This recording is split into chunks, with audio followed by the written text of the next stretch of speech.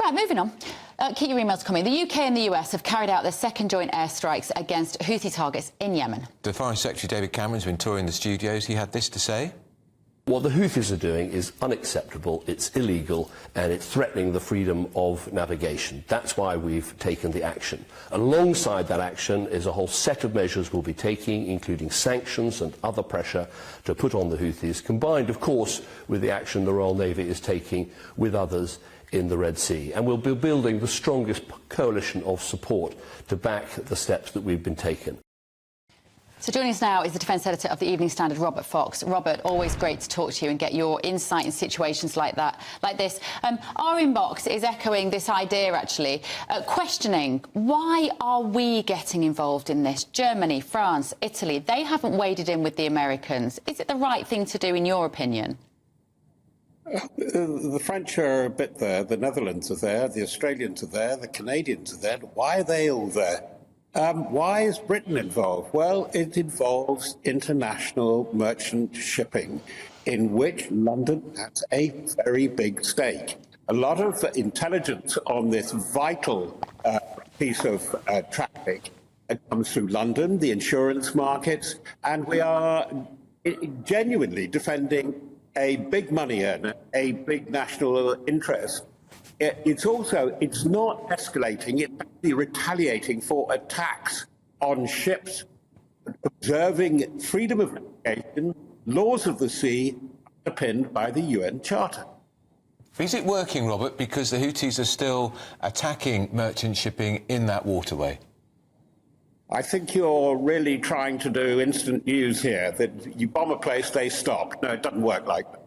Look what's going on in Gaza. Look at another very troubled campaign. Not that the Houthi campaign is in trouble. They knew it would take time. What they're trying to do is to write down the stocks of quite sophisticated weaponry that the Houthis have got from Iran. They're trying to stop them coming in by sea.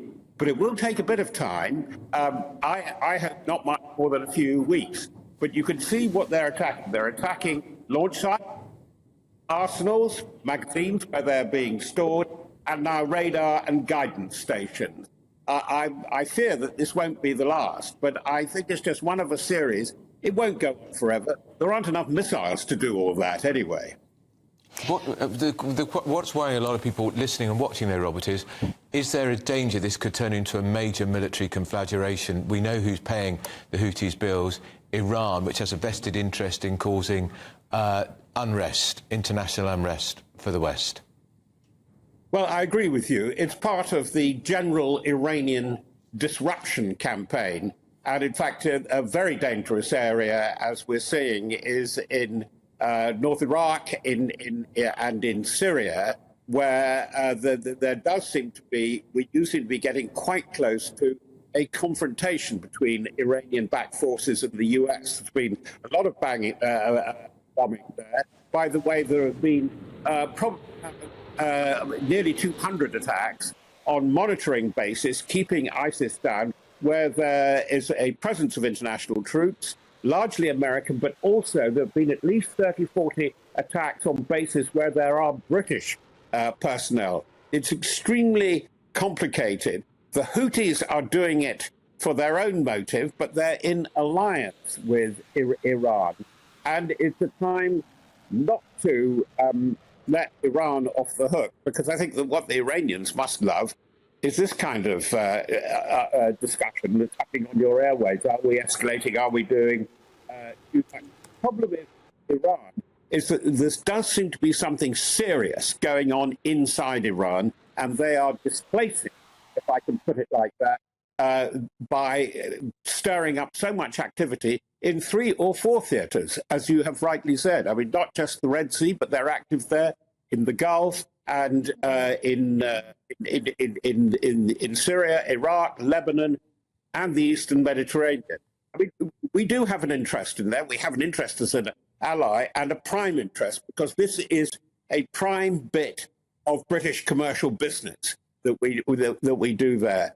It's a complex problem, and I think it makes it very difficult, the news cycle. And that's something that's going on in Iran and Houthi land they do understand by simple method they can get dominance in the media space, and that's where they are succeeding. Iran must have endless funds, though, Robert, if they want to keep the bombs coming via the Houthis. As you say, it's slightly by proxy on the West, Iran against the rest of the Western world. They must have infinite funds to keep this going.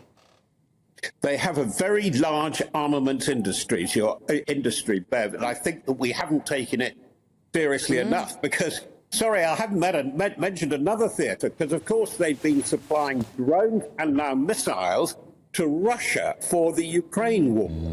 They're involved in that, and that is also where we're getting a toxic combination, because Russia is, though it's ramped up huge in its defence industry, 40% devoted to defence now on these weapons, as I've been describing, from Iran and from North Korea. And North Korea has been making more belligerent noises towards Japan, but above all South Korea, and threatening to have missiles that can drop a nuclear warhead on America. Happy days. Robert, thank you, as always. I think thank you is the right word to use there. It does all seem pretty scary, doesn't it? It does. But and although France and Denmark are there, they are not actually unleashing missiles in the way we are.